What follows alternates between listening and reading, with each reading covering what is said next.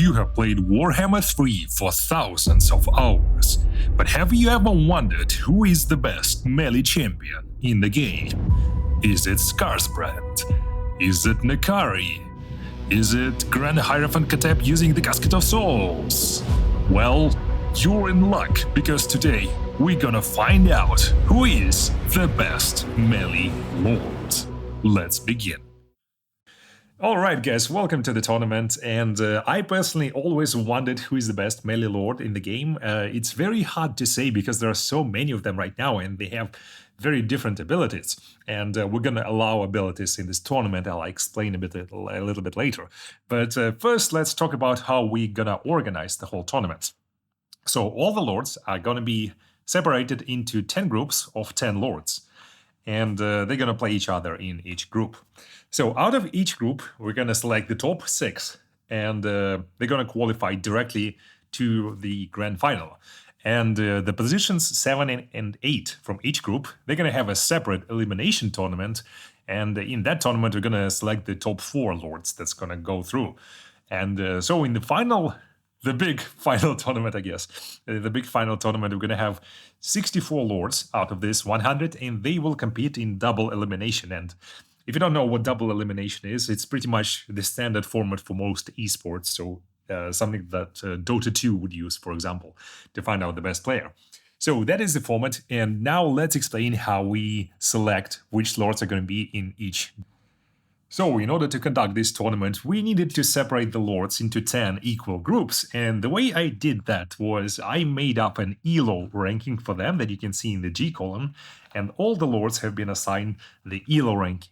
Starting from Kuguth Plaguefather, who has the highest ELO ranking of 48,000 in the game, down to Grand Hierophant Katep himself using the Casket of Souls, who has the measly 4,600 ELO ranking. Now, if you are wondering what the ELO ranking is and what the formula is, you can see it here in the Excel formula thingy. But effectively what it does, it's to explain it in a simple words, it multiplies health by the average of melee attack of melee and melee defense, and multiplies by the weapon strength. So the more health you have, the more melee attack and melee defense you have, and the more weapon strength you have, the higher your ranking is going to be. And there's a little bit of armor taken into account, but I don't value armor that much, so if you have like a lot of armor, it increases your health by like 20%, but most lords have armor piercing, so that's not really necessary. So we sorted all the lords into this list, and then the top 10, the next top 10, and the next top 10 were put into this, as you can see in the J column, these lists of like the highest ranked lords, the next top 10 highest rank, the third top 10 highest rank, and so on. And then I randomized them and took one lord from each group, and they went into the groups that I've shown you previously. So effectively, one group could be, for example, Imrik, then it's going to be Nakari, who's surprisingly in the second tier, there's going to be Throg, Azazel, and so on. And I devised 10 groups like that. So that's the formula, and that is how we made the groups. So let's get started with the competition. Alright, so the participants have been separated into 10 groups, and we're going to start with the first one, with the opening match of Drezoth the Ashen versus Azek the Slaughterer. Let's see how that goes. Alright guys, welcome to the first match, where it's gonna be Drezoth the Ashen, the number 1 in the first group, versus Azek the Slaughterer. Now, before we get started, let's quickly talk about the rules of the matches, and they're gonna be pretty simple. Number 1, no shooting. Number 2, no using the schools of magic. Number 3, you need to get into melee as fast as you can, or you can stand and wait for your opponent if you have like expert charge defense or something like that, but you can't use anything else. Number 4, items and abilities are fine to use, and the characters will use them on each other. And number 5, no missable AoE spells, because we think the lords are smart enough to dodge them anyway. The lords got into the first round. Azek the Slaughterer versus Drezoth the Ashen, and you can see as the Drezoth has a little bit higher stats. He has 88 attack, which is a lot higher than what Azek has, and he also has this wonderful ability called the Blazing Body, which gives more melee defense and more physical resistance as the damage goes up. So the more he spends in melee, the more damage he's gonna reflect, and that's gonna be really, really hard for Ezek the Slaughterer to beat. Now, Ezek the Slaughterer, he has a few of his own abilities. He can poison his opponent, and his armor buff just went out. So while he's poisoning Dreados the Ashen, I don't think that's going to be enough. And as you can see, it's a rather close matchup, but I think Dreados is going to take this one. Let's speed this up a little bit. And yeah, looks like Dreados is going to take the first match of the game. There it is. Very easy victory for Dreados. So that was the opening match, and Dreados the Ashen took stakes a 2-0 victory over Ezek the Slaughterer. Next one is Lockheer Falkhard versus Teclis, and that is not really a very interesting matchup. Lockheer Falkhard completely destroys the flying caster, and of course Teclis is not really a melee lord, he's more of a caster, but he still has his Arcane Phoenix, so that is a good mount, but not enough to beat Lockheer Falkhard, which is a close victory, but not really. Lockheer Falkhard takes a very, very easy victory, 2-0 over Teclis. So as you can see in the first matchups, nothing really very interesting. The top contenders, which are Dreados, Lockheer, Nakai, Orion beats Volkmar the Grim, and Eltharion beats Morathi, so nothing really unexpected. They all got the well-deserved victories, and now let's get into the more interesting matchups, starting with Dreados the Ashen versus Nakai the Wanderer. Alright, let's get into the second matchup, where it's Dreados the Ashen versus Nakai the Wanderer. Now, Nakai, being a ground lord, cannot charge into Dredden, who can charge it to Nakai with his 80 charge bonus. So, very good start for Dreados. But Nakai is also, he's a beast of a lord. He's actually one of my favorite lords in the game, because he's just very fun to watch with his like Croxigore animations and everything else. But let's see Dreados charging into Nakai, and both lords are using their abilities. Miasma of Despair from Nakai, which reduces leadership and speed. Not really that useful. The Blazing Body starts going up and giving up more physical resistance to Dreados, and he also has 10% ward save. But Nakai buffed himself up to 100 melee attack. That is from Primal Roar. That gives him also 20% physical resistance and Rampage, which surprisingly is a good thing in this type of matchup, because there's nobody else to attack. And he also has the 10% ward save. So both lords are pretty equally matched, but Nakai obviously doesn't have that much health. He is at 4600 and Dreados is at 5900. Let's speed this up and see if Dreados can score his next victory. And as you can see, it's not going good for Nakai. He's down to 1400. Dreados is still comfortably sitting at 4000, and he easily takes the second matchup. Actually, the first match of the second matchup. Let's see the second match of the second matchup. Alright, the second matchup. The Dreados, the Ashen, charges into Nakai once again, and let's see if it's gonna go better for him again. Huge charge damage from Dreados, and Nakai loses like probably around like 10% of his health in the first seconds of the matchup. Not really looking that good for him. Let's see again what they have. The Blazing Body coming into effect. The Graven Scepter, that is actually a very useful thing. Surprisingly giving a lot of damage, but very briefly for Dreados. And Nakai, he looks to be in a lot of trouble. He's at 50% health. And I don't think there's much really he can do against Dreados at this stage. But let's see how this match goes. We're going to speed this up a little bit. Both lords are fighting. Seems to be a very equal fight. Actually, Nakai seems to be winning a little bit. Dreados is sitting at 4700 and Nakai is at 3500, but that is a surprisingly close result for Nakai. He's definitely doing much better than the previous matchup. And you can see the Bale Taurus. I think that is the Bale Taurus fighting Nakai. And look at that, Dreados is at 4000 and Nakai is at 2800. So both lords are getting very close to each other, fighting to the death. And Nakai still has the Primal Instinct, so he goes less than, he has less than 50% health. He has a little bit more physical resistance and melee attack, so that's useful. Charge bonus, not really that useful. Let's look at Dreados. He's Actually, his blazing body is not that good. It's just at 15% intensity during this matchup, so not really a lot. And he is already at 2,000 compared to 1,300 for the guy. A very close matchup. Let's see if he can pull this off. Wow, he is at 1,300. Nakai is at, they're almost at the same health. Obviously, Nakai just buffed himself to 105 melee attack, and I think, is it going to be enough to beat Drados? Yes, it is actually. Nakai scores a victory, and so it's 1-1 in this matchup. Let's look at the next one. This is Lockheer Felhard versus Orion. Now, you wouldn't think Orion is a very good melee lord, and good reasons why. He's not very healthy, and he doesn't have a lot of armor, and his melee defense is 40, but there's one big advantage he has, and that is he has the anti-large bonus that Lockheer Felhard doesn't have, and Lockheer Felhard doesn't really want to get dismounted from his dragon, so he's going to charge into Orion, who he's not using his spears to attack Lockheer Felhard. He has Frenzy, and let's see, he has the Foe Seeker, which is not really that useful, compared to Lockheer Felhard, who has the dreaded Duelist buff that gives him a lot of melee attack, melee defense, a little bit of regeneration, the Kraken Helmet, and yes, regeneration is allowed in this tournament.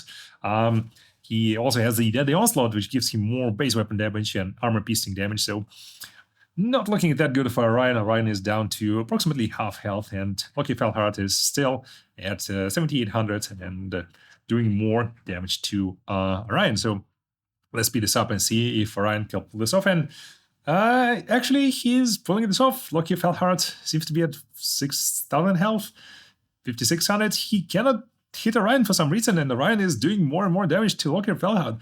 So Lockheer Felhard is down to 4,200, and Orion is at, where's Orion? Orion is at 13,900. A very close matchup. Lockheer Felhard is at 3,500. What is Orion doing? He's doing so much damage to Lockheer Felhard. That's probably because of 75 melee attack. That is a very good chance to hit Lockheer Felhard, who can buff his, let's see, is this Helm of the Kraken? No, it's, yeah, I think it's the Helm of the Kraken that buffs up his melee defense a little bit, but he is sitting right now at 56, so that is not a lot of melee defense. And Orion clearly using this bonus versus large very well against Lockheer Felhard, who has to suffer despite his regeneration. He's trying to regenerate his health back, but doesn't look like it's going to be enough against Orion.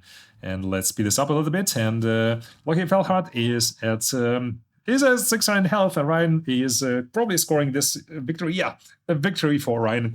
Kind of surprising, but let's see if Lockheer Felhard can take it back in the second round. Alright, this is the second round, and Lockheer Felhard, look at that, he decided to dismount and fight Orion on foot. That is also an option that is available for all lords in the game, because some of the lords like Orion, they're gonna have anti-large, and if Lockheer Felhard charges on his dragon again into Orion, it's probably not gonna work out for him that well, so he's fighting on foot, 60 melee attack, 60 melee defense, bonus versus, actually he has a bonus versus infantry, versus small, so no, that doesn't work on Orion, right? Orion is a big guy. He's a large entity with 1,600 mass compared to Lockheer Felhard, but let's see if Lockheer Felhard can beat him in a melee duel, and Lockheer Felhard down to about half health. Very hard start, just like the previous matchup. Lockheer Felhard is losing this one very quickly.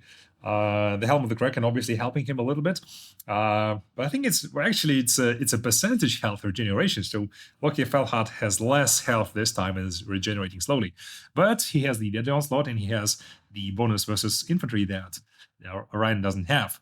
So let's see if Lockheer Felhard can take this one. Orion still has Frenzy. That gives him a little bit more damage, and nothing else going for him so far. So Lockheer Felhard seems to be scoring quite well in this one. Lockheer Felhard down to 2,300, but Orion is at 3,500. Actually, not that well. 2,300 versus 3,200, 2,900. A very close matchup between these two lords. That's a fun matchup. I love watching this one. Let's see. Actually, I think one thing that goes against Orion, he doesn't have a lot of armor. That's like his downfall. He doesn't have a lot of armor and melee defense. So if somebody can do a lot of damage to him very quickly, there's no way he can regenerate or heal it. But Orion seems to be losing this one quite a bit. They're both at 2,000 health, but percentage-wise, Orion lost a lot more than Lockheer Felhard. He's down to 1500s, yeah. Looks like Loki Falhart is going to be 1200 for Orion, and he's already wounded, doing a lot less damage than to Loki Falhart than he used to. And I think this one will go to Loki Falhart. Let's watch this battle to the end. And yeah, Loki Falhart takes. Oh well, does he? Does he? Yeah, yes. Orion regenerating. What is this? What is this nonsense? Orion is regenerating using his Cloak of Isha, but that is not enough. And Loki Falhart takes a very close victory over Orion, 1-1 in this matchup.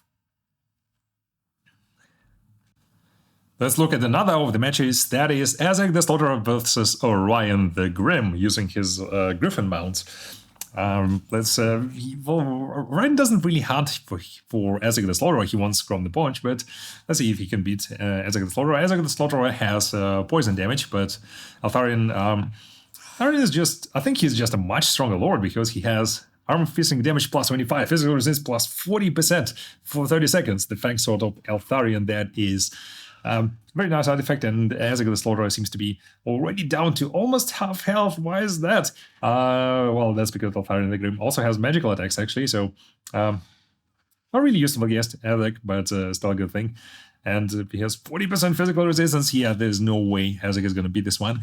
And indeed, rather simple victory for Altharion the Grim. And the second match goes actually in the same way, so 2-0 victory for Altharion. Alright, next one is the Battle of the Casters. Teclis versus Marathi. Texas riding his Arcane Phoenix versus Marathi on her...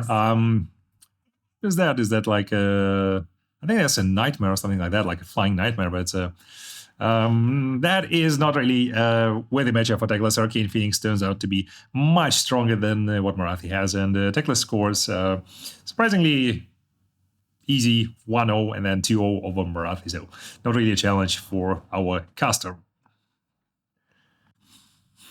And finally, the matchup you've been waiting for, not really, Kairos Fateweaver versus Volkmar the Grim. Let's begin, and let's see, what, 3500? Sorry, 35 melee attack, 20 melee defense, and for Volkmar the Grim, 30 melee attack, 20 defense. Kairos has a lot more weapon strength, but Volkmar has 100 armor, and Kairos is going to charge into him, and I don't think they have any abilities. Oh, Kairos has 44% damage resistance, but that's not very useful because he's not a very good melee lord. And Volkmar has plus 24 melee attack and 20% damage resistance, so both lords are very well protected, and they start fighting each other.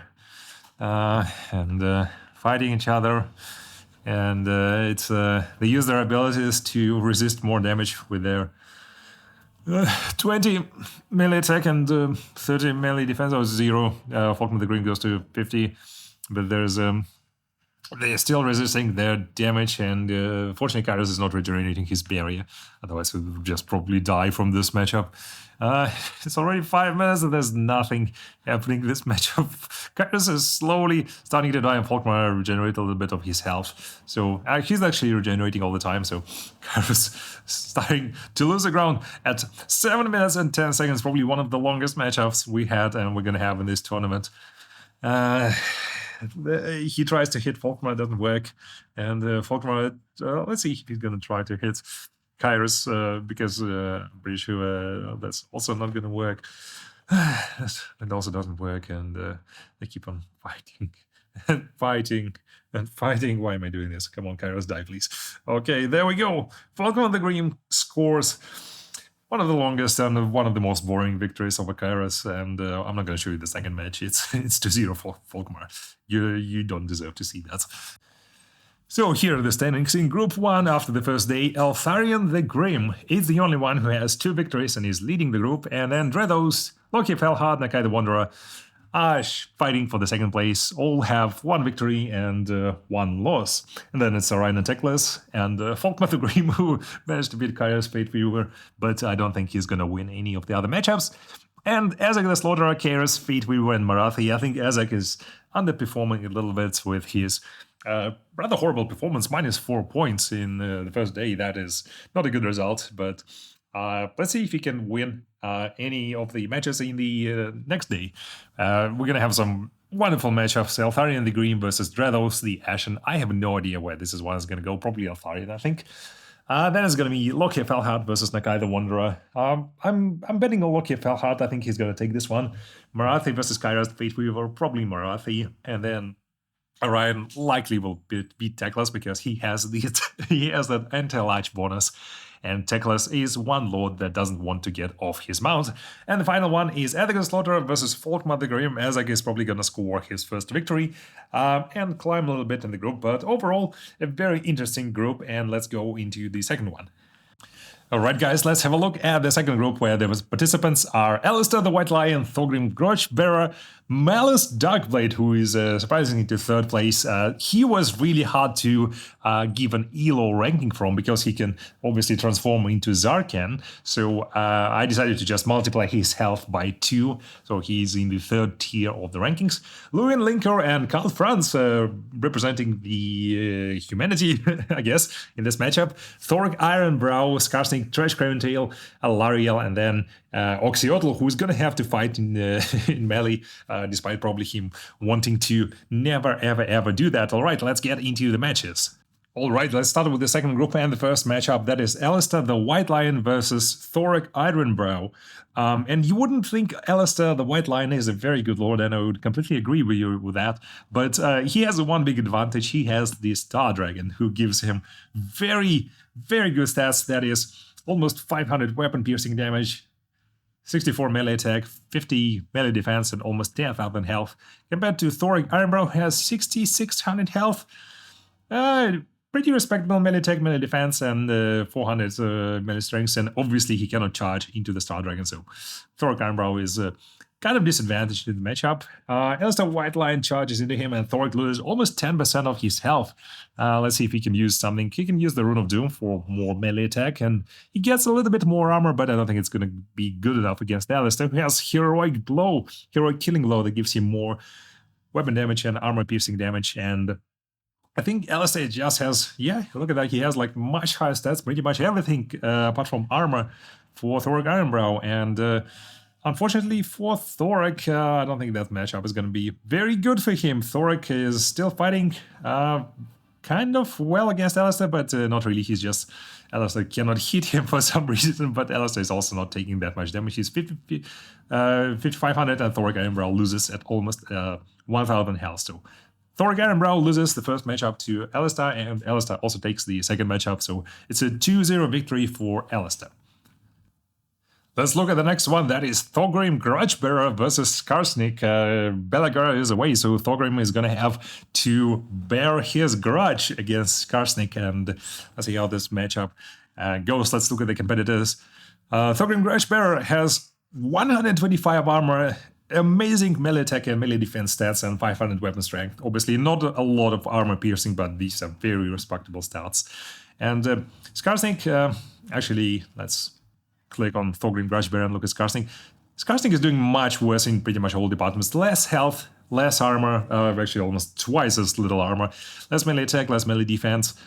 90 less weapon strength, and maybe just a little bit more of the charge bonus. Skarsnik does have a lot more abilities that he's going to use on Thorgrim Grudgebearer right now. Like you can see, he is poisoned, and Skarsnik's going to use some of his other abilities. So more speed and a little bit more damage and bonus versus large, which is good against Thorgrim Grudgebearer. But Thorgrim uses Stand Your Ground, and he also has the Great Book of Grudges, giving him very consistent +8 attack. So that's where the 60 melee attack is coming from. And let's speed this up, this matchup a little bit.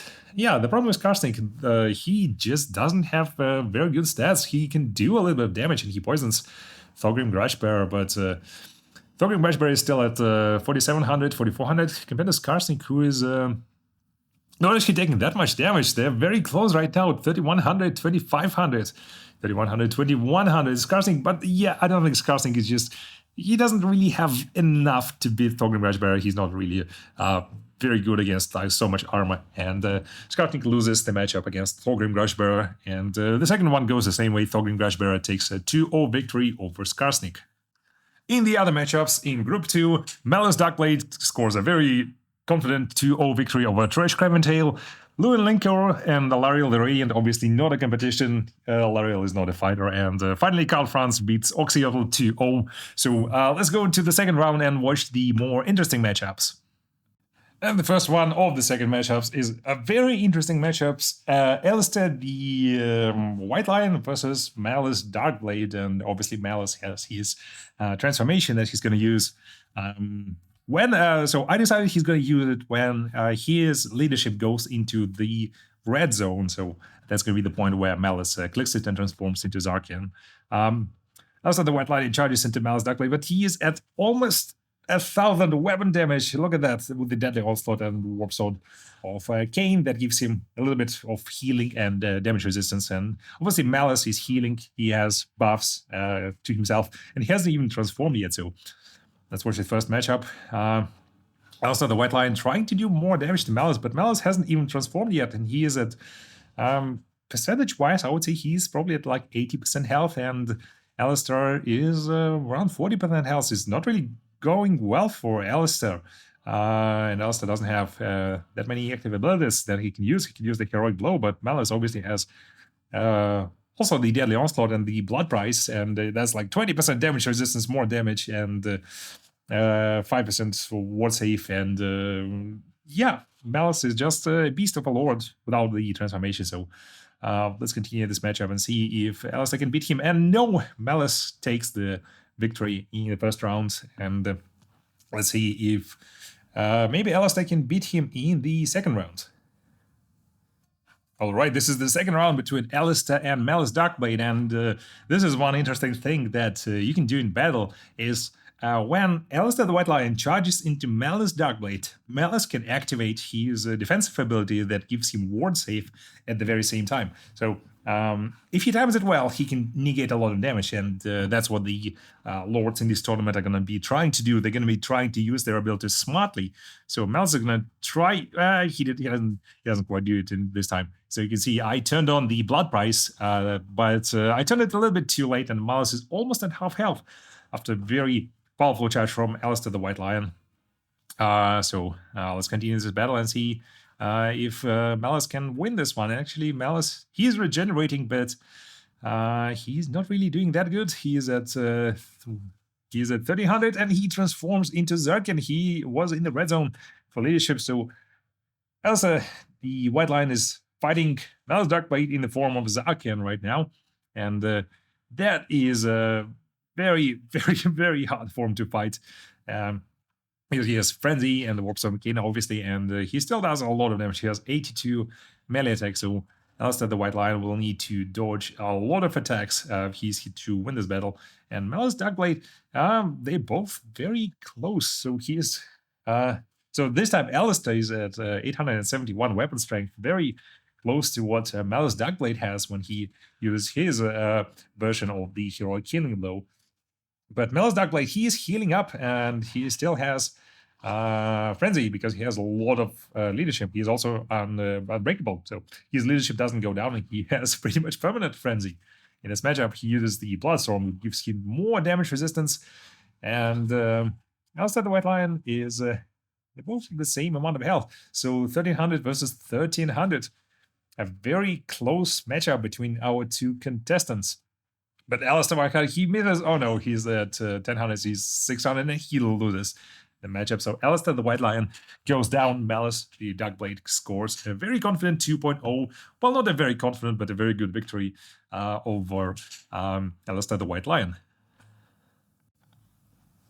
Let's get into the next one. That is the Emperor of Mankind of Reichland, and obviously of all mankind, Karl Franz himself on Deathclaw, fighting Thorak Ironbrow, who, as we figure out, is not really the best lord in terms of his melee fighting abilities. And Karl Franz charges into him. Let's go, Karl Franz. Oh my god, he has 60. He has 80 melee attacks, 61 melee defense, and almost 6600. And the bonus versus large, which gives Karl Franz a big advantage versus Thorak Ironbrow, and actually a lot of other participants. And he is buffed with the Reichler Runefang, that gives him 24 melee attack, and the Galmaraz, which gives him armor piercing weapon damage plus 50% and more bonus versus large. And Thorgar, bro, just cannot take it. There's a lot of bonuses for Karl Franz, and Karl Franz scores a very easy victory for humankind in this match, and he's also going to score it in the second matchup. So a 2-0 victory for Karl Franz. Well done. Alright, so these were the most interesting matches in Group 2, and in the last two matches, Karsnik beats Oxyodl 2-0, and Dredge Craventail beats Alariel the Radiant, and we're not gonna show these matches because it would just take too much time, and they were not really that interesting, Oxyodl and Alariel. They're just on melee lords, and they're not good enough to beat the more melee-focused lords. So overall, in the second round, was very interesting between Louis Linker and Thorgrim Grudgebearer. They did manage to find out who is a better lord, and overall, Malice Darkblade and Karl Franz are in the first place, and they're going to figure it out in the next round. Probably Malice Darkblade is going to take them. I think he's just a much stronger lord than Karl Franz, but we're going to see if that's true. And Thorgrim Grudgebearer and Louis Linker are sharing the third and the fourth place with +2 points and 1.5 points. So in this system, you get 1 point for a win and 0.5 points for a tie. And Alistair the White Lion, the leader of the first round, Skarsnik, Dredge Craventail are sharing the 5th to the 7th places. I think Alistair the White Lion should beat the other two and secure his position, maybe in the top 3, because that would be really good for him, because the top 3 go directly into the winners bracket of the finals. But I think he's gonna score very nicely in the next round against Thorgrim Grudgebearer, Alistair the White Lion. That's also gonna be a fun matchup. So let's see how the next day goes for this group, and we're gonna move on to Group 3. Alright guys, we're moving to Group 3, and the participants are Kolic Sun Eater, Miao Ying, and we decided that all the dragon participants are gonna fight in the dragon form, or the human form if they choose to do so, but most of them are gonna try to fight in the dragon form. Stylostra Divine, High Queen Khalida, Tehin Howin, Sisters of Twilight, who are surprisingly a good melee lord, Boris Todbringer, Arkan the Black, using his trusty steed, Malachi Makaisen, one of the new lords, and the Fae Enchantress. And let's jump into the first match. Alright, so the first match is gonna be the Sisters of Twilight versus Kolic Sun Eater. I guess most people have never seen the Sisters of Twilight in melee combat, but they're pretty good actually. They have 700 health, kind of low melee attack and melee defense, but they have poison, which is very good against Kolic, who does a lot of damage. Almost 500 weapon strength, and that, by the way, that is illegal shooting. You just saw that they are shooting Kolic Sun Eater, and I tried really hard to turn that off, but that doesn't really work for Sisters of Twilight. They're gonna be shooting anyway, and once they get into melee, they're still gonna be shooting. So not really good behavior for them. But they also have 20% physical resistance, so that's good. This is Kolic Sun Eater buffing himself up to 800 melee strength. He's poisoned, but he has a Star Crusher, which gives him pretty much like 50% more damage, and the Tempest Rage, which gives him a lot melee attack and damage. So he's taking a 90 melee attack, and the Sisters of Twilight are just getting crushed by Kolic Sun Eater. And as you can see, they're still shooting in the matchup. So shame on you, Sisters of Twilight, but you know, Kolic is not going to take that, and he scores a very confident first and then second victory over the Sisters of Twilight. Let's get into the next matchup, where it is Boris Todbringer versus Miao Ying. Boris is on Griffin, and he has decent melee stats, but he also has the Maidenland Rundfang, which replenishes the hit points of combatants. So very, very useful item, and we're going to wait for Miao Ying to transform into her dragon form. And let's look at Miao Ying compared to Boris Todbringer. She has more health and more armor and pretty much more of everything, and just a little bit less of a charge bonus. So the combatants charge into each other. Miao Ying, let's look at her White Lock of Ulrich, so it gives her a little bit less melee attack and a little bit less speed. Let's look at Boris Todbringer. He has Deadly Onslaught, that gives him a lot more damage. Very useful ability to have for the lords in this tournament. And obviously the Midland Runefang, and let's start watching this match. Both lords don't really have a lot of abilities, and Boris is holding surprisingly well against Miao Ying. He just she doesn't really she does damage to him, but she doesn't do it very quickly. And Boris is regenerating like a beast. He's regenerating all the time, and Miao Ying is already down to 4100. And she's debuffed again by the White Cloak of Ulrich, which brings down her melee attack, that is. Very hard for her to deal with, and Boris is still regenerating. He's still using his deadly onslaught. And is she gonna lose the first battle? It's kind of surprising that a dragon would lose against a griffin, but that seems to be the case. She's not really doing that well against Boris. The 300, 2700. Let's slow this down. Boris is 2700 compared to just 2000 health from Miao Ying, and she's really suffering from it. She's also wounded compared to Boris, and she loses the first matchup to Boris Todbringer. What a surprise! The Dragon of Cathay beaten by one of the lords of the Empire. So let's look at the second matchup between these two and see if Boris can take this one. Probably gonna be. It's hard to say if Miao Ying should be in the dragon form, because I think she's sometimes better in the human form. I found the dragon forms usually take a lot of damage, so this time she's gonna fight in the human form, waiting for Boris to charge into her. She actually has. Oh no, she's not going to fight in the human form. She's going to fight in the dragon form. So that was her call this time to fight again in the dragon form against Boris Todbringer. And let's look at this matchup. She took a lot of damage. She's 6800 compared to pretty much full health for Boris. And let's look at this matchup. But this time Boris is actually taking a lot of damage. So what she needs to do is actually do a lot of damage to Boris quickly and score those hits on Boris, and this time it seems to be working much better for Miao Ying. Boris is 2600 compared to almost 5400 health for Miao Ying, and he's still taking more damage. So for some reason, dragons sometimes she was just missing all the hits in the previous round, but in this round she seems to be doing really well against Boris. Boris obviously uses his deadly onslaught, and he needs to regenerate back all his health. He maybe get to like 300, but she's again managing to hit Boris Todbringer, who doesn't seem to be able to retaliate this too well in this round, and he's down to 2000 and then 2100. Actually, he's regenerating a little bit, but he misses one of the hits and goes down to 1800. And let's see if Miao Ying is gonna score the victory in this one. Boris is down to 1100, and he is almost reaching the regeneration cap. He doesn't have that much left compared to 3300 Miao Ying again. Hard to say why she's managing to score much better than in this round than the previous one. But let's speed this up and see if Miao Ying can take this one. Yeah, she takes the victory. So 1-1 between Miao Ying and Boris Todbringer. So in the latest matchups in Group 3, Salvador Dreyfin scores a very confident victory over Arkan, the Black on his seed.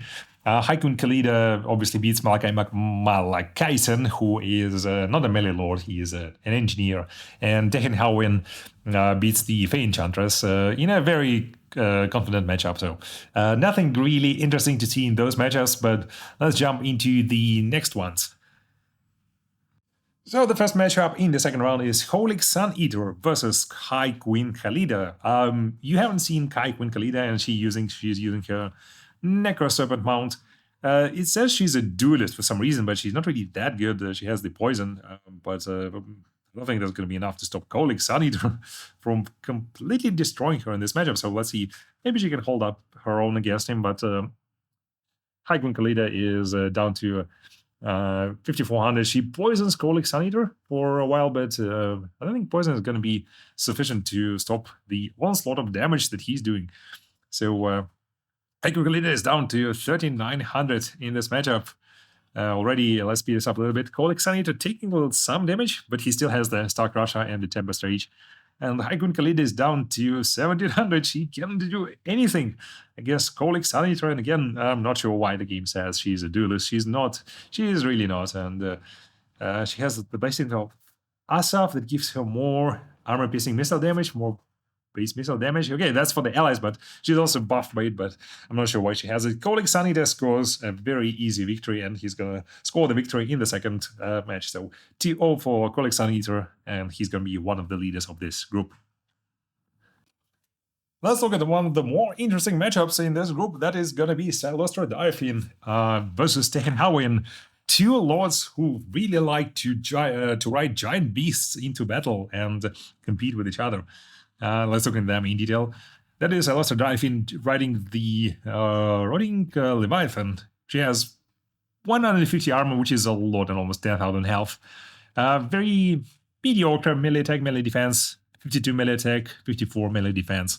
She has bonus versus Infrared. That's not going to work against Tehenhawin because he is riding the Engine of the Gods, and he has a little bit, he has 200 more health. Slightly lower stats, but almost 100 more weapon damage, so let's see if that's going to help him. He has a much better charge bonus than Salostra Diaphin.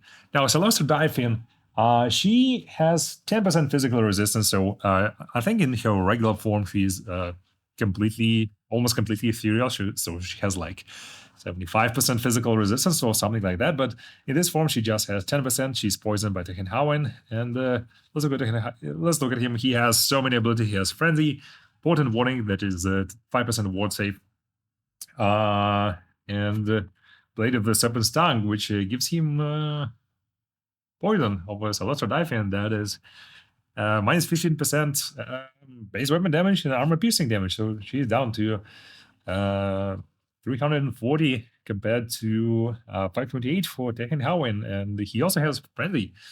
So Tehenhawin is doing a little bit better than in this matchup than Salostra. I think he is more attuned to this, to being a duelist, and I'm not sure if the Stegadon with the Engine of the Gods is using missiles. I don't think he's using the missile attack, because actually he is. Look at them. Like, he's trying to shoot, and the ammunition is going down slowly, so shame on you, Tehenhawin, for using ranged attacks in melee combat, but a very fun matchup between the two monsters. The Rotting Leviathan decided to attack with his butt for some reason.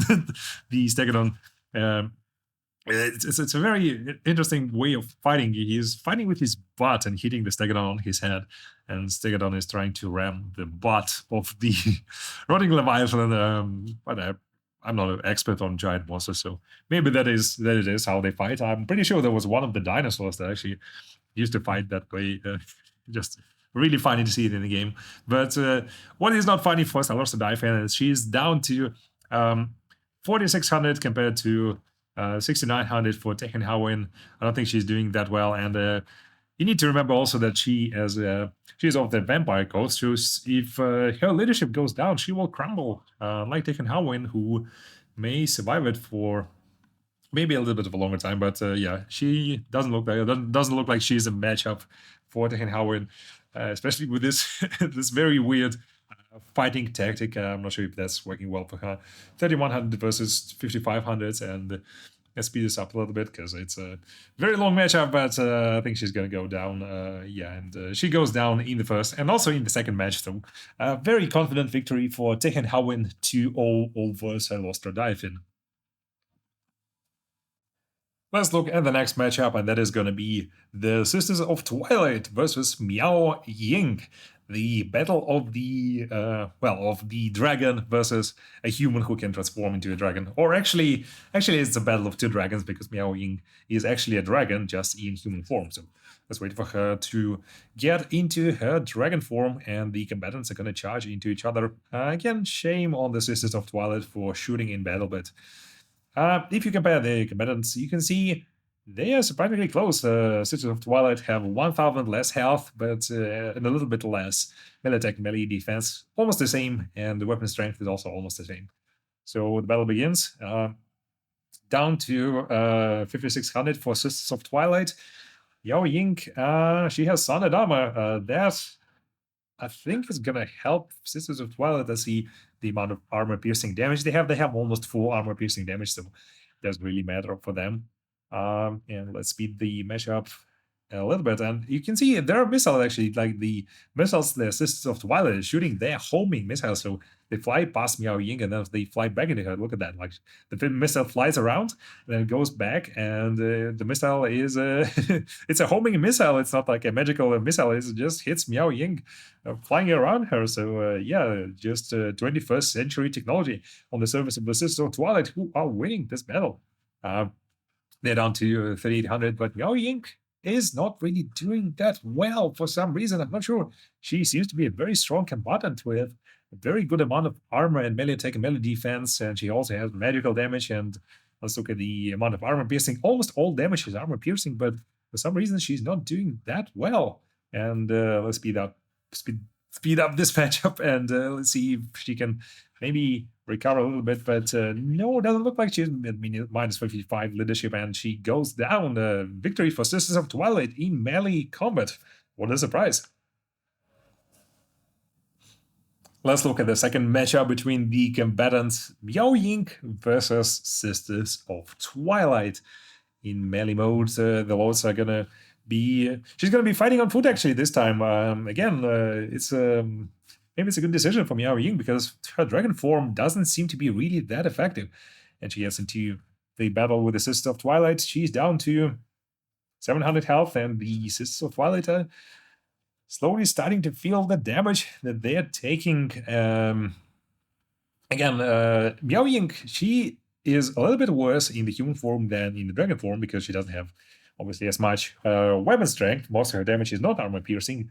But for some reason, and I'm not sure why, but her human form seems to perform much better against lords compared to her dragon form. So the Sisters of Twilight, they are down to 4,700 compared to 5,300 for Miao Ying. And yeah, this battle seems to be going on for a while. Both combatants cannot score hits on each other for some reason.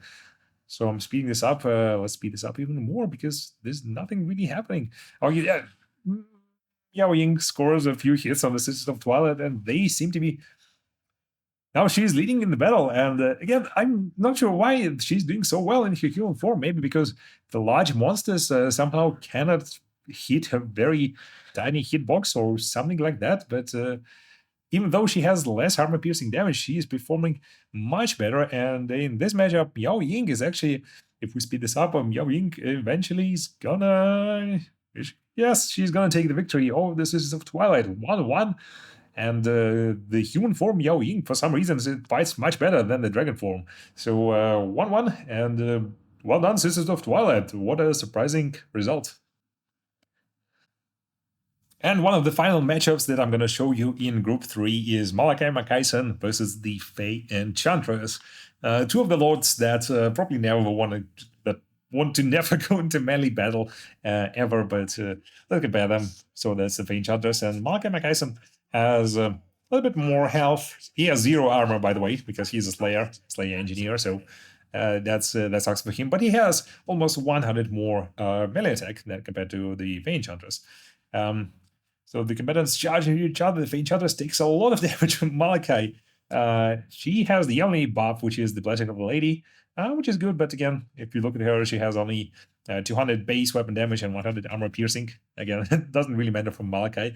But Malachi has the ranged munitions that gives him magical attacks, so that's a little bit useful. And the Eyes of Grangi do not really matter that much. So he's going to have to fight on his own versus the Fey Enchantress. And again, this is probably going to be one of the matchups for position number 7 or 8 in this group, who's going to be the West Lord.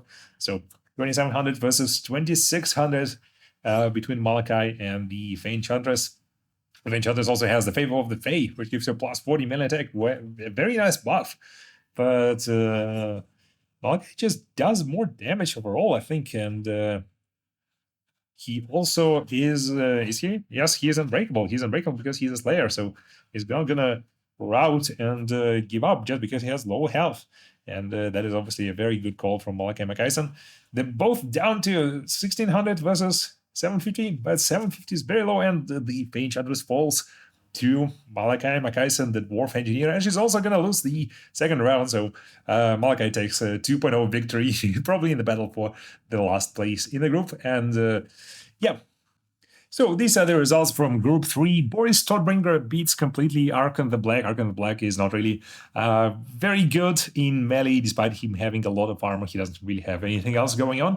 So that is a nice victory for Boris. And here are the final standings for the group. Kolik, Suneater, and Tekken Howin both have 2 victories, and they've never lost a match, and they're gonna fight each other next time.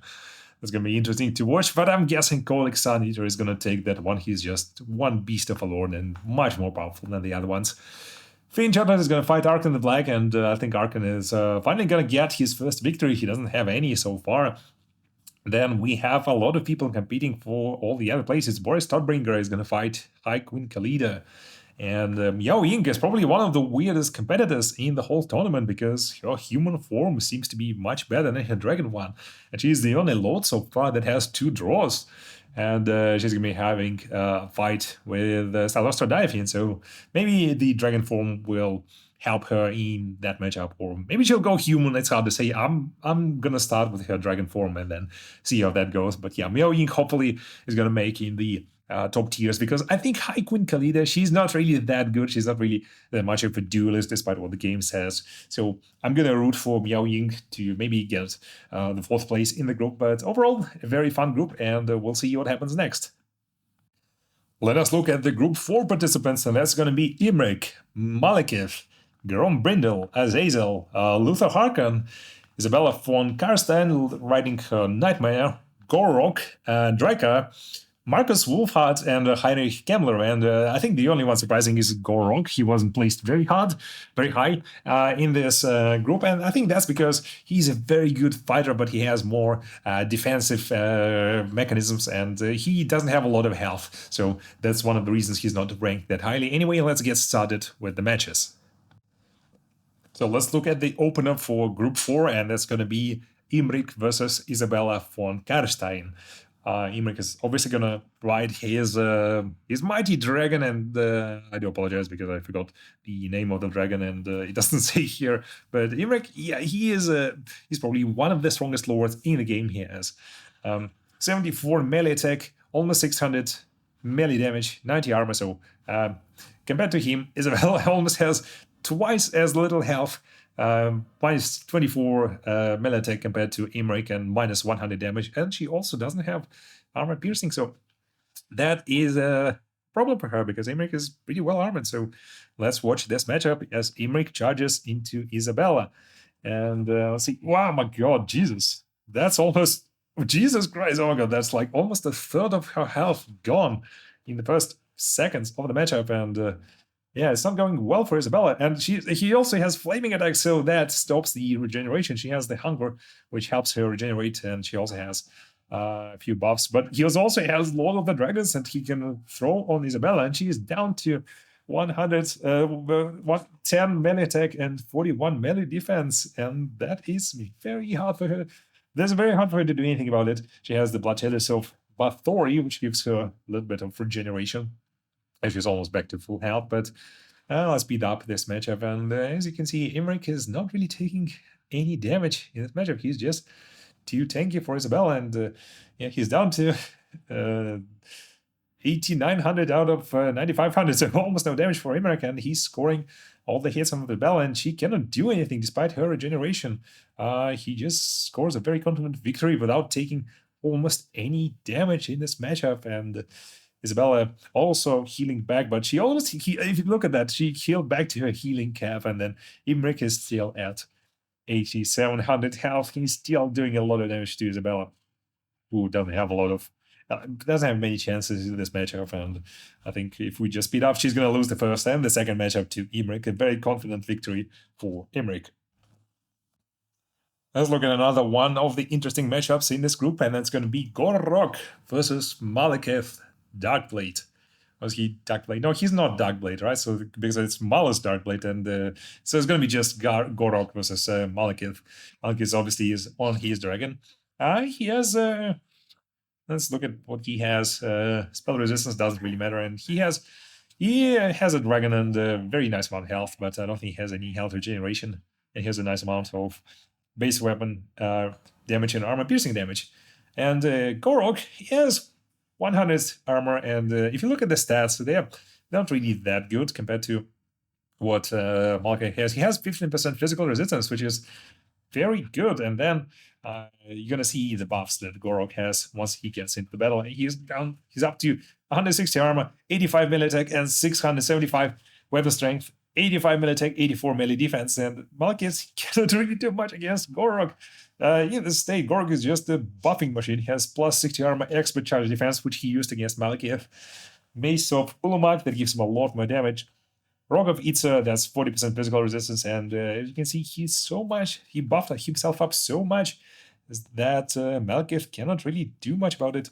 And let's see, the battle continues, and that's one of the problems with Malekith. He doesn't really have any abilities that he can use, so when Gorok abilities are down, Malekith can really do some damage to Gorok, but as you'll see, Gorok has his cooldowns back, and he's gonna press all the buttons, and it's a close matchup for Malekith. He has the standing ground ability, and the destroyer is gonna recharge.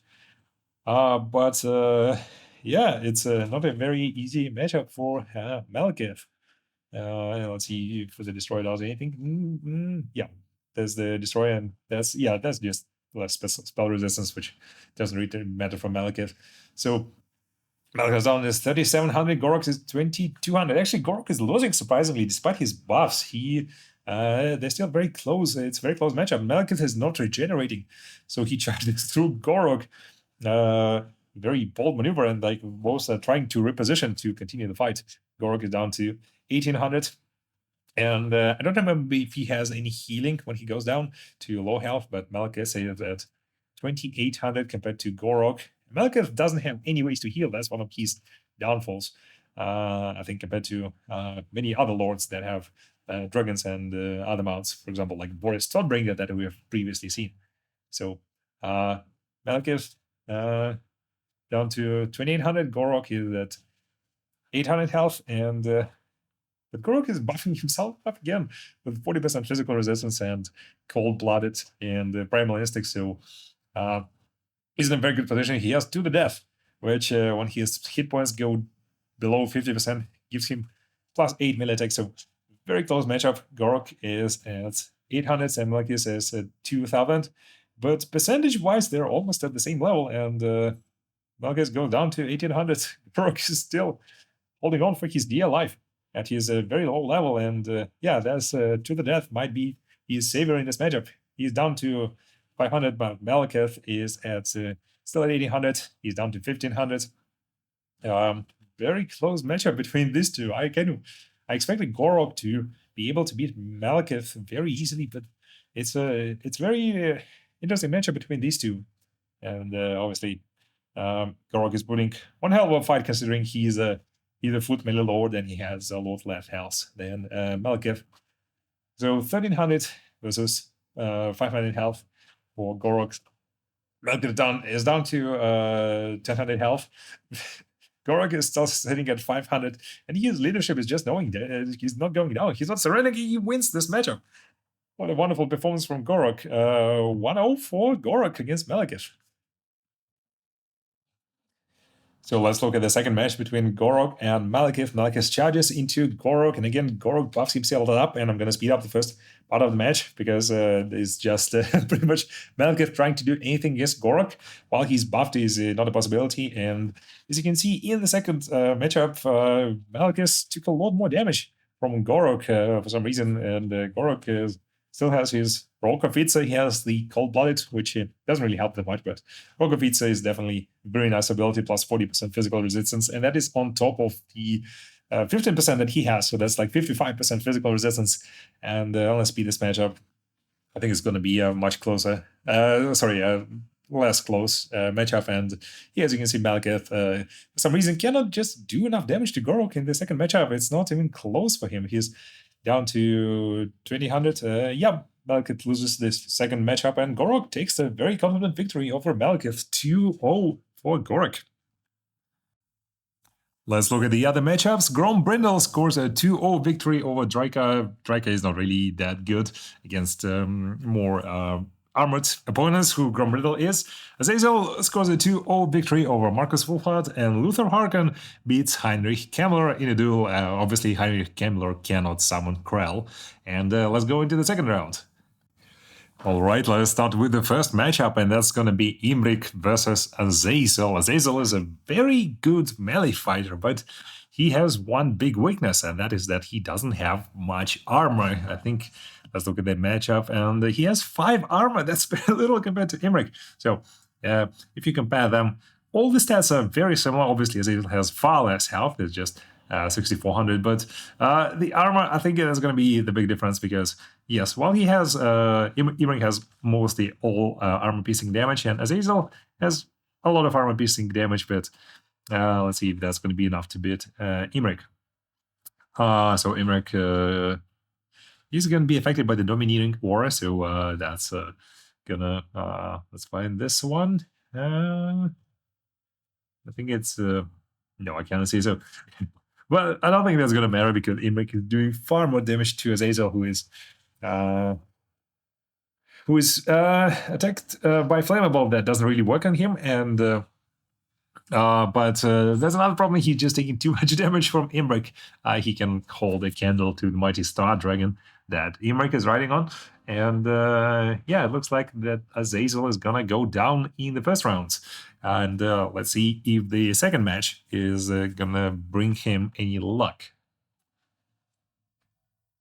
So that is the second matchup between Imrik and Azazel, and Imrik again is charging into Azazel on his Star Dragon with 700 damage and 400 charge bonus. A lot of damage goes into Azazel, and yeah, as you can see, Azazel has some damage mitigation with Tentator, and the Demon Blade buffs up his damage.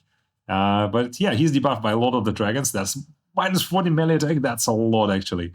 And Imrik, not only does he have a very powerful dragon mount, he also has the debuffs against his opponents. And it looks like that Azazel cannot handle the mighty debuffs of Imrik, so Azazel goes down in the second round as well. Well done, Imrik. 2-0 for Imrik.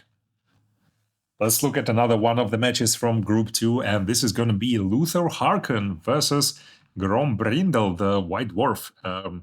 And let's look at the combatants once the replay loads. And Luther Harken has obviously his Deathstreak Terror Gas mount, so he has built-in regeneration. As you can see, spell resistance doesn't really matter that much, and all the other abilities do not really matter, apart from one single ability that I'm going to show you to you shortly. And here's Grombrindle, the White Dwarf. So lots of armor, lots of melee attack, not a lot of melee defense, and a lot of melee damage that he can do, including armor piercing damage. So yeah, and he has the melee defense and unbreakable, so that should help him. But the problem is that he is, if you look at that, he is let me show you the ability. This is disrupted, so he has minus 10% physical damage, but the worst thing is that he's silenced, so he cannot use any of his abilities. And I'm not sure if people know this in the game, so in the game it probably doesn't have that much impact. But in the matchups, Luther Harkens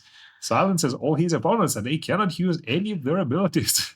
They go down with a lot of debuffs, like minus 24 melee defense, a lot of armor, and they cannot use their abilities. Luther Harken, who is doing surprisingly well.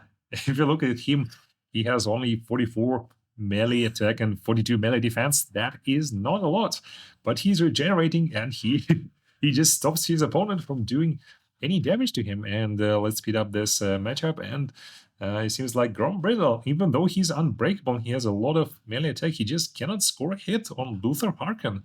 And very surprisingly, Luther Harken is, I think he's gonna take this one. Well done.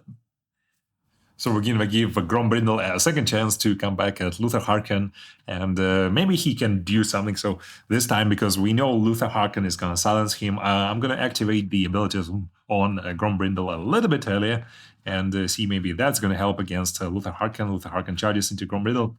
He manages to activate the Force Seeker and the Rune Axe of Grombrindle, which gives him a lot more damage against Luther Harken in the beginning. But again, as you can see, he is again getting silenced, and he's getting silenced and poisoned. That's probably the worst combination.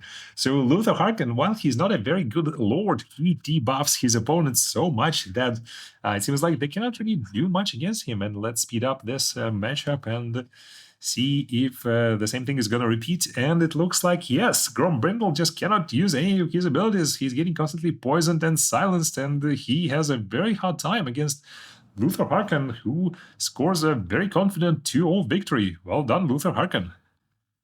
So in the last 3 matches, Gorok scores a very confident victory over Isabella von Karstein. Malekith wins the battle over Marcus Wolfhard, and Dryka beats Heinrich Kammler.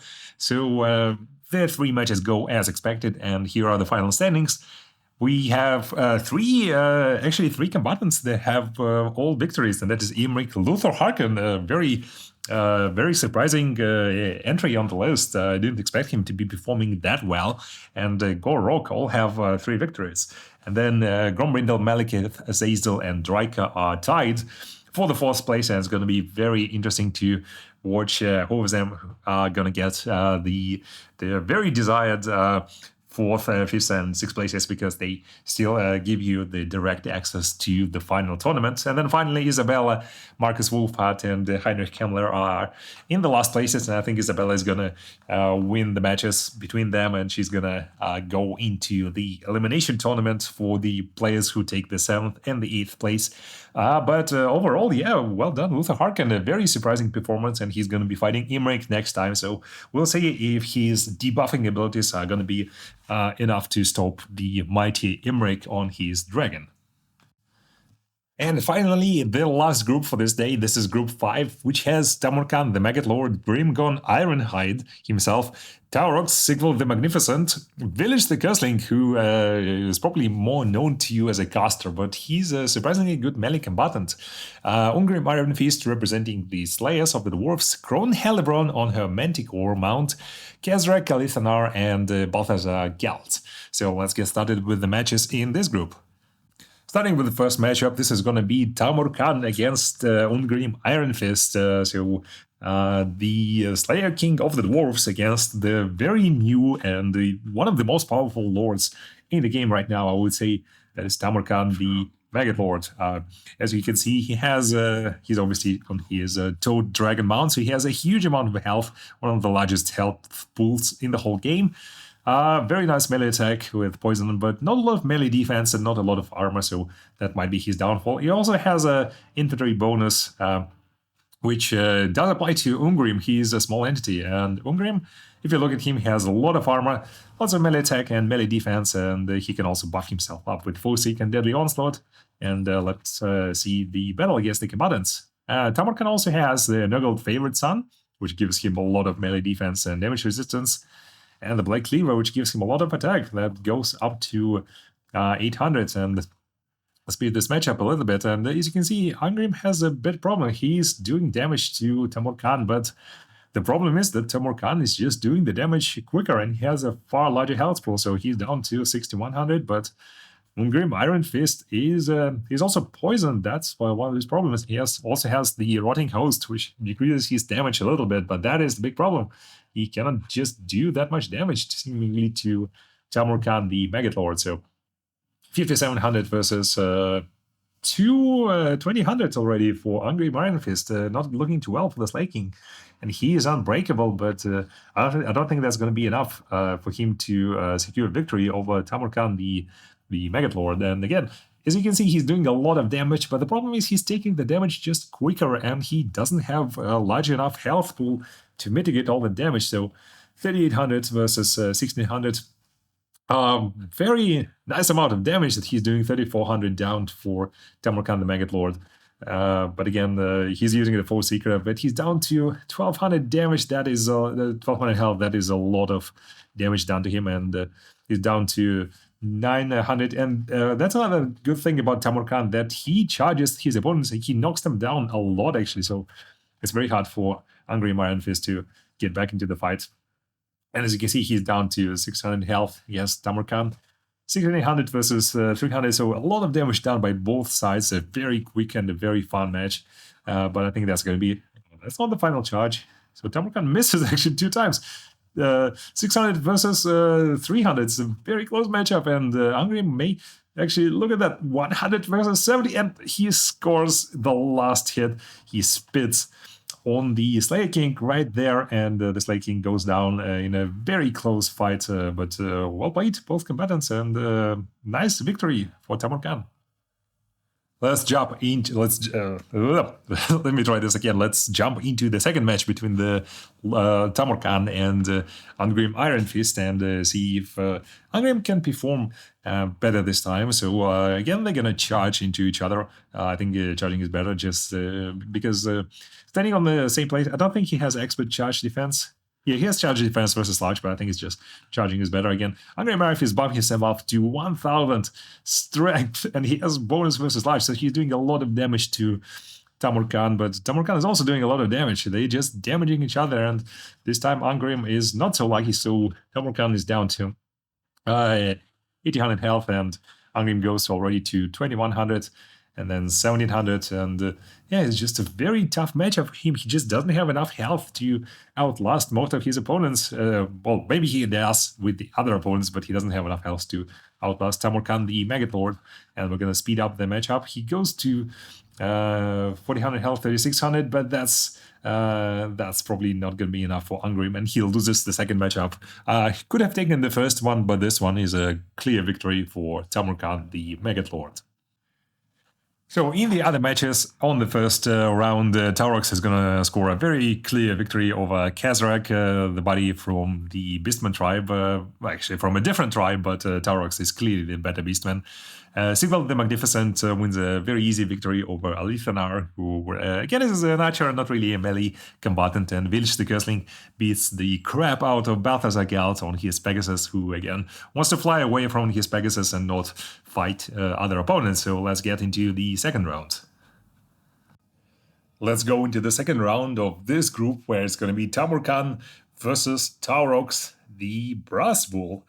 A very interesting matchup of two of some of the most powerful lords, at least in the game. So let's see how they match up, and let's compare them. So Taurox has far less health and far less weapon damage than Tamarkan, but he has other advantages. So look at this. He has Blood Greed, which gives him more damage and melee attack, and maybe some other buffs. So let's see what happens when he engages in the melee. And yeah, this is the Brass Body buff that gives him 40% ward save and 24 melee defense for 40 seconds. That is huge.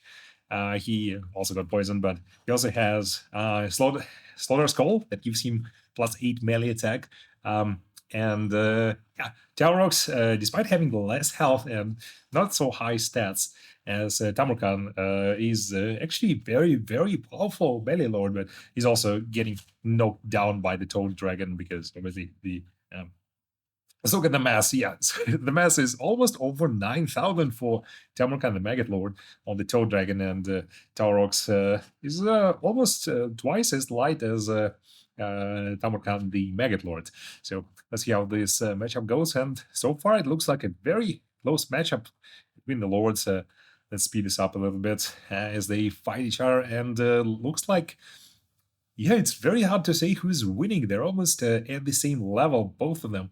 I think Tamarkan might be a little bit ahead, but again, almost impossible to say. So Tamarkan right now is at 6,500 and Taurox is at 4,000, but considering he has the damage mitigation and the Blood Greed, yeah, it doesn't activate because he's not going to make any kills in this matchup, but Rune Tortured Access gives him a little bit more damage, and Slaughter Skull is obviously active, so he's doing very well against Tamarkan. I'm pretty surprised. So Tamarkan is down to 4,700, and Taurox is at 3,900. So percentage-wise, I would say Taurox is ahead, and yeah, he manages to score a very nice hit on Tamarkan. He's down to 4,200, and let's speed up the matchup a little bit again. So Tamarkan is down to 3,400. Taurox is at 3,500. Both of them fighting very well, and again, Tamarkan has Nurgle Favorite Son, which gives him more melee defense and damage resistance, and the Black Cleaver, which gives him just pretty much more damage. But Taurox also has the Brass Body, which mitigates a lot of damage done to him. And as we said, the Blood Greed is not helping Taurox, but he has very nice stats on his own. 61 melee attack and 71 melee defense. And he should also fight the healing. And if you don't know, Tamurkan actually has healing. A very cheating ability, which is the Feast of the Megatlords, which might activate if he goes down sufficiently. When does it activate? Activates automatically when hit points have reached 0. So if he's going to go down to 0, he's going to regenerate a little bit of health. So let's see how that plays out. Tamarkan is at 1300 and Taurox is at 1300. So Taurox is still far ahead, and maybe he's going to win this matchup. So Tamarkan is down to almost 0 at this point, and Taurox got knocked down, but he's back in battle. And this is one thing I like about Taurox in this matchup, because in all the matchups, he has very nice buffs, but even without the buffs, he is a very good fighter with very good stats. Lots of armor, lots of damage.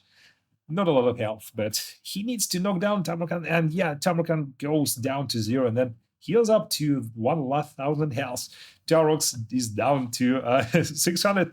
And Tamarkan down is 700, so this is going to go probably, it depends on the last blow who manages to land it. Tamarkan is going to charge into Taurox. No, and Taurox smashes him. He's down to 3,000. He charges into Taurox, and Taurox is knocked down. Come on, Taurox, you need to get up. You need to attack Tamarkan. And he leaps into Tamarkan and scores the victory in the probably the most Taurox-like fashion. So well done, Taurox. A very nice matchup. One of the most fun matches we had so far. Let's look at the second round between these two. All right, let's get into the second matchup between Taurox and Tamarkan the Megatlord. Last time, Taurox took the match in the most Minotaur fashion by leaping into Tamarkan and doing the final strike on him. So we'll see if he's going to repeat his success, and we're going to speed up this matchup a little bit. And as you can see, both combatants are pretty much, maybe Tamarkan is a little bit more percentage-wise down compared to Taurox. And Taurox is getting knocked down a lot, which is very surprising for him, I guess. But it's a rare matchup, and he is not as heavy as his opponent. So let's see. Tamarkan is down to 4,000, and Taurox is at 3,500. So not looking that good for Taurox this time, but hey, last time, yeah, it was very, very, very close matchup. So down to 3,500 and still fighting. Tamarkan is at 2,800. Taurox is at 3,100. Let's slow this down. So Tamarkan is he's losing ground, and he's at 1,400, but again, he can regenerate this last bit of health, and that is a problem with Taurox, because he needs to bring him down essentially pretty much twice. So he's down to 3,800, and then he's regenerating with a Feast of the Megatlord up to, and Taurox goes down. Yeah, Taurox doesn't have enough time to beat Tamarkan as he's regenerating, and this is an epic shot where the ground is flying, and Taurox fighting courageously but loses the second matchup. So 1-1, a very worthy match, and I'm so glad we got to watch this.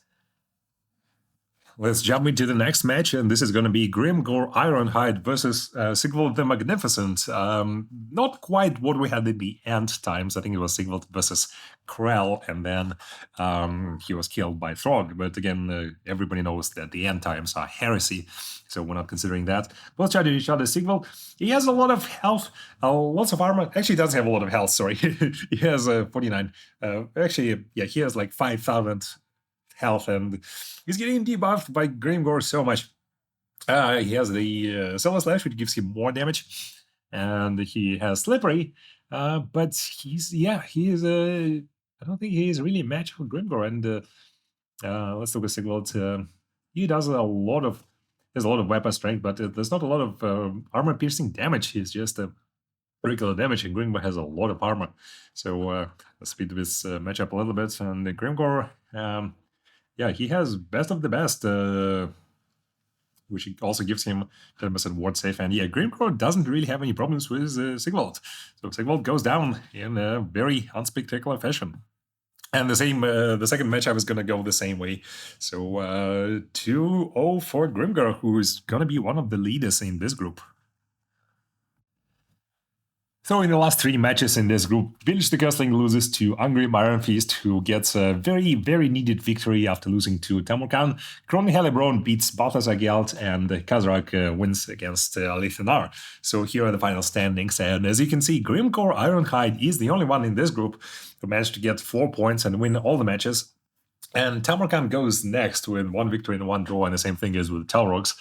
And Angrim, Sigvald, Village, and Kron Helebron and Kazrak actually are still fighting for all the other places, and I would expect Angrim Iron Fist to at least be in the top 4 or top 3. I think he's a very, very good fighter. And probably Grimgor Ironhide is going to win this group, but yeah, it's a very tough competition, and the next match is going to be Grimgor Ironhide versus Tamurkhan the Maggot Lord, which is going to be insane. And it's very interesting to see if Tamurkhan will be able to take Grimgor finally, or Grimgor is the most powerful lord in this group. Anyway, this is all for day 1, signing off, and we'll see you in the next video when we start with Group 6.